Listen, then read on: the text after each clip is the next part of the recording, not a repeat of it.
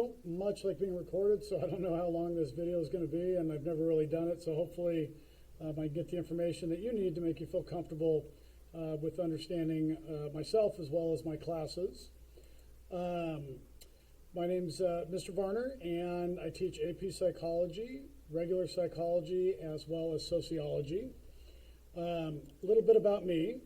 I am from Ventura, it's where I grew up, and I grew up right by the beach, and it was pretty cool living there. I still like to go back and visit. I have family there, and that's where I graduated high school in 1995. Now I live in the desert, so I'm not quite sure who I upset many years ago. I'm just kidding. I do love it here as well. But it's nice to visit the cooler ocean breeze. I always tell the students that I was not really that much into education, so the fact that I'm a teacher is kind of funny, because immediately following high school, I went into the United States Army, where I was in the 101st Airborne. That's a picture of me, much leaner, younger, and full of wonderment. I jumped out of airplanes and I rappelled out of helicopters, and that was pretty much all we did.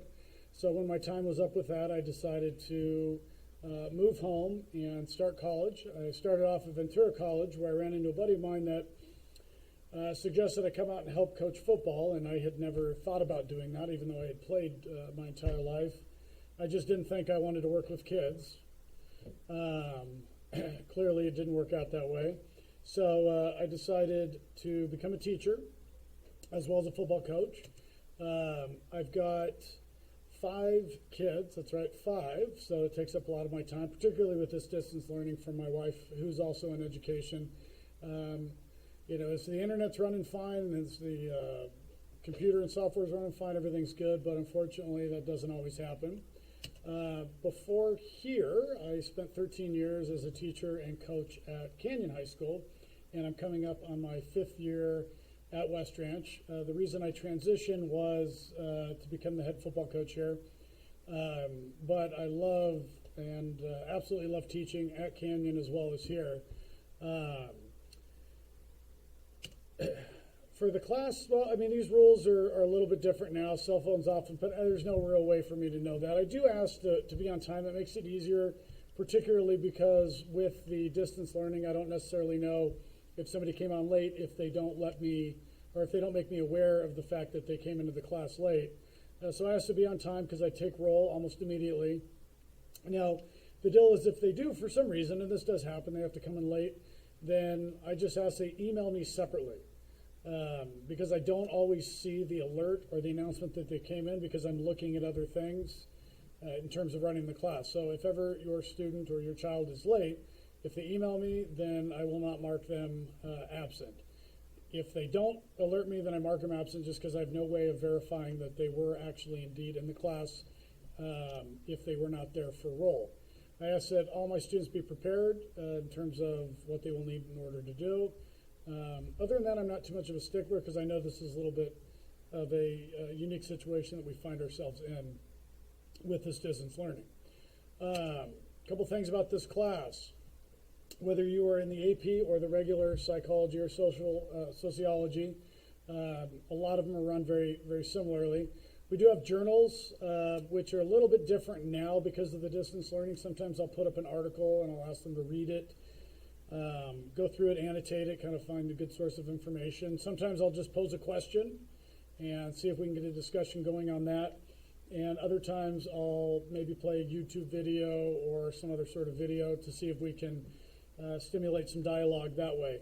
I really believe in trying to have my students learn for themselves and to break out of the compartmentalization that sometimes standard education forces them in. This class is a lot of free thinking. We obviously have standards that we abide by in terms of psychology and sociology, but a lot of it is subjective interpretation. I really want them to think for themselves and not just regurgitate the information that they maybe have received from me or their book. I think that does a disservice to the overall sort of well-being and health of what goes on. Many of the journals and lectures we talk about are things that have to do with mental health and wellness and mindfulness. I think it's very good that we have wellness centers, and we've brought on motivational speakers and things like that in light of all the stuff that has happened in the last year. But what I try to do is not look at things in Band-Aid solution and sort of teach them that how to take responsibility for their own, not only mental health and wellness, but as well as their physical health and wellness, because I believe that they are very much intertwined. So we go over a lot of those different things. So odds are they may come home and talk about something, hopefully exciting or new that I was able to help them explore and think for themselves on that. A big part of this class will be the lectures, particularly with the distance learning. It just makes it easier to get the information out. But there will be a lot of work where I'll release them to do it. I like to stay on with the Google Meet so they can come if they have any questions. I can help them.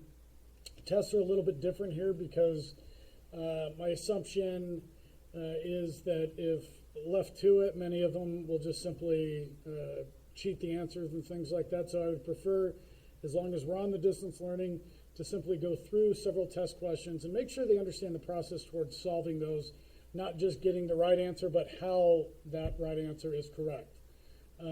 My expectation is that they have fun, they learn, and they be attentive. This class is only as fun as they participate in it. So I will oftentimes randomly call on them just to get them engaged. It is a little difficult. They got to stare at their screens for hours a day. I can only imagine how hard it is to listen to several teachers and several different points of fact and lectures. So I try to give them a little bit of a break here and there when I can. You can always get in touch with me at my email, which I had put up on the first slide. Let me pull it back up. There it is. So you can contact me at cvarner@heartdistrict.org. I do my best to get back as soon as possible, but again, with my own children at home, sometimes it may take me a day. I try to at least update grades once a week. I do my best to try and keep you guys as parents or guardians in the loop as to the progress of your child. If you have any questions about things, feel free once again to email me, and I will return your email as soon as possible. Thanks very much, and look forward to meeting some of you in person in the spring.